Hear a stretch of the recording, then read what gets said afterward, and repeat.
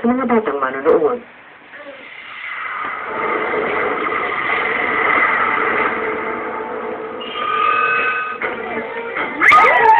Bakit tinutulog sa kanya na pinagkarman mo?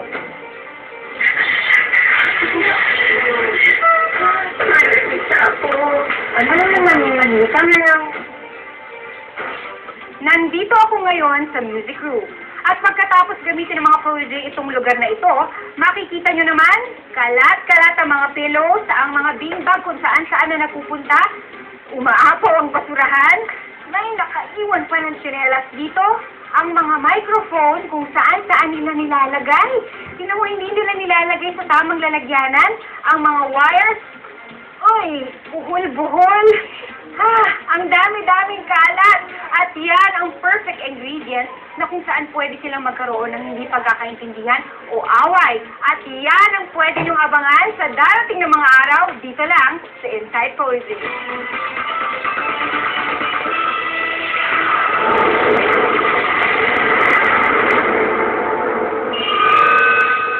Pinagsama-sama sa isang quarters ang top 10 poetry upang mas lalong makafocus at makapag-dedicate ng time sa kanilang performances. Pero hindi lahat ay madaling nakapag-adjust sa kanilang buhay dito sa loob ng poetry quarters. Sino-sino ang bibida at sino-sino ang mahihirapan makisama? Inside Poetry. Bago matulog ay ibinuhos ni Kenneth ang mga tinatagong sama ng loob sa mentor niya. JR, nalulungkot ako kasi hindi na naman tayo nakikita. Baka dumating na naman po yung araw na face-off na naman, saka lang kita makikita. Hirap na hirap po ako. Saka hindi rin po ako masisisik kasi wala naman po kayo para sa akin palagi. Sana po naging isang warang mentor po kayo sa akin na tulad ng ini-expect ko. Kuya, nasan po kayo? Sana naman po huwag po masira expectations ko sa inyo. Gusto ko po magkaroon tayo ng relasyon na magkapatid. Sila po, kung di man makapunta yung mga mentor nila, magpapadala sila ng coach, voice coach. Ako po, siya lang po ako nagpa-practice eh. Sariling sikap, kailangan ko po kayo bilang mentor ko. Nahihirapan lang po talaga ako. Ayoko na pong maulit na CR na naman ako magkulong at mag-practice hanggat wala pa akong feeling hawak.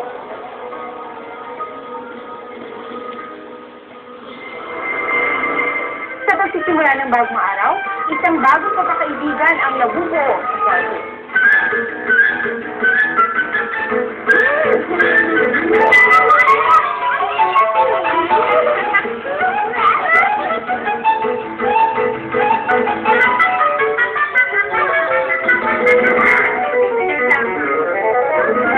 Sa tulong at pangbubuyo ni Ormond, si Nomer nagsimula ng mangharana.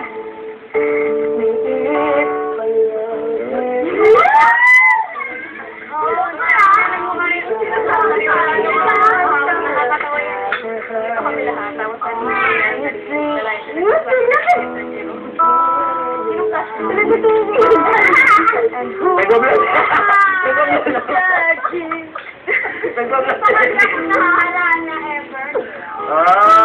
first time ka?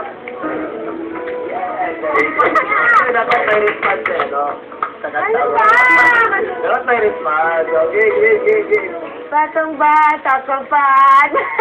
Ay, gano'n? Wait lang. Gano'n. Nagkisuyo ka. Sabihin mo. Maya-maya ay isang sulat ang dumating para kay Nomer.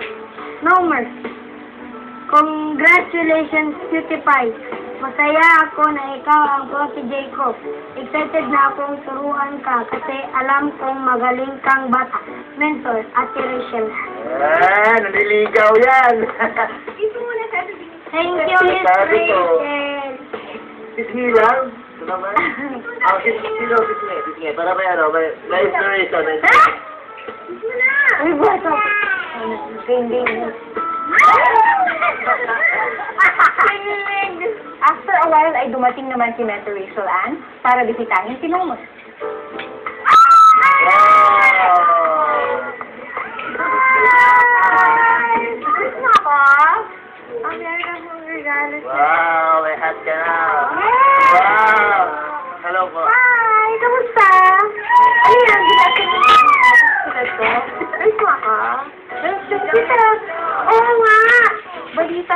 Formahan ka. Ah! Bata-bata ako sino.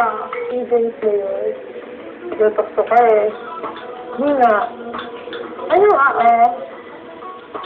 ba't ka tinutok ko? Biggie. Yung ibang isama. Bakit ka tinutok ko? Sino forman mo? Hindi. Tanghali na nang may mapansin ang mga kasama niyang protege kay Lovely. Oh. Sam! Nakakaligo na kayo? Si Lovely. Lovely. Paligo ka na. Sayaw ka dito. Ito ka naligo na. Hindi, sayaw ko. Sakit yung katawan. Iba na naman yung iba na naman yung dahilan. Mapakita naman daw yung katawan niya. Oo. Love, maligo ka na. Papaliguan kita. Ano naman yung manita na lang. Kinahaponan, si Lovely naman ang binisita ng mentor niya.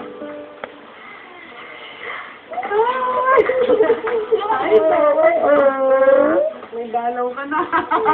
Wala ko kadalaw ng ilang araw kasi mga anak ko walang yaya.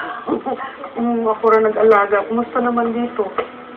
Okay lang, pero yung mga damit ko. Naglagay ako ng lista dito para kung pwede kong makuha yung size mo. Siguro nga small ka lang. Ito, parang small lang din.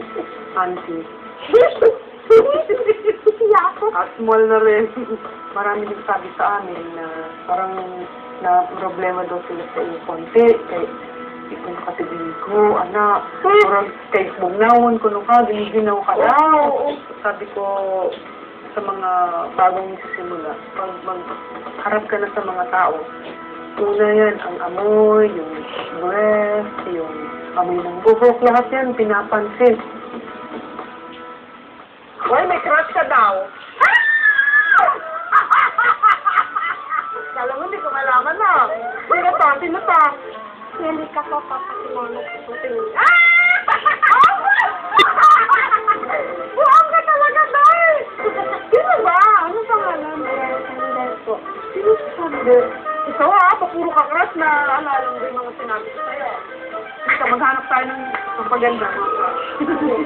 Sasabihin ko po. Nang malaman kay sino ang crush na ipinagkatuwaan ng mga kasama niyang protege si Lovely. Yes. Ay! Ano ba yan? Ano yan, Lovely?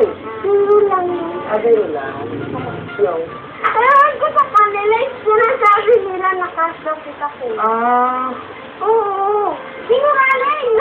Ate, buksan mo to. Abra, kadabra, kisame. Open, kisame. Open! Gusto mo naman eh. Yun na nga po yan. Ano ba yan? Ayaw nila ako. Paalisin nila. Kinikilig ka pa ng kita. Anong gagawin ko, kuya? Paano maniwala sila? Uy! Sige na nga, kuya. Sasabihin ko na! Ano yan? Sasabihin ko na, kuya. Sige. Na, ang galing mo magluto. Yeah!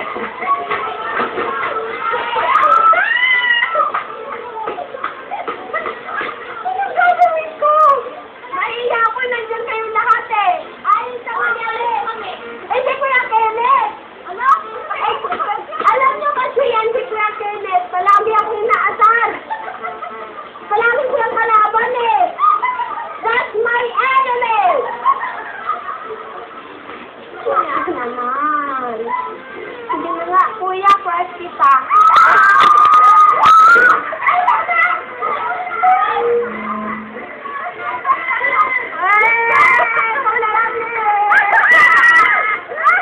Ay, nabukunto.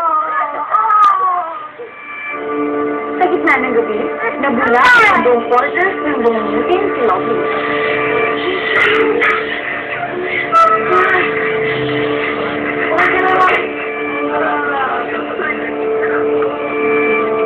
Ano naman yung manita ngayon? Ano talagang iyak nakakatulog nito eh.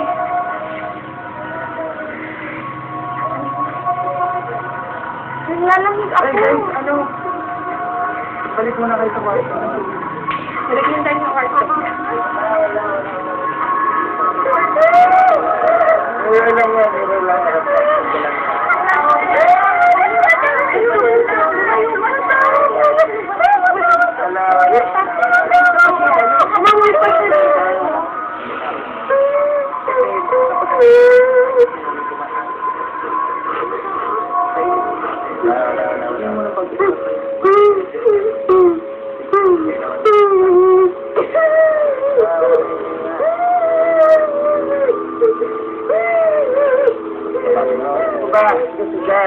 Hindi ka ba naniniwala ka dyan?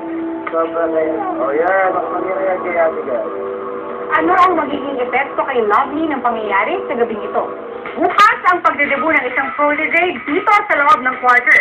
At sa linggo, anong klaseng Lovely kaya ang mapapanood natin sa kauna-unahang protege live gala?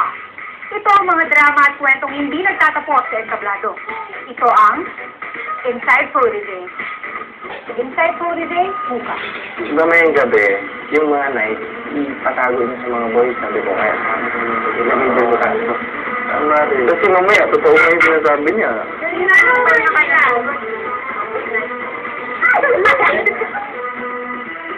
So they just cut all the drama stuff.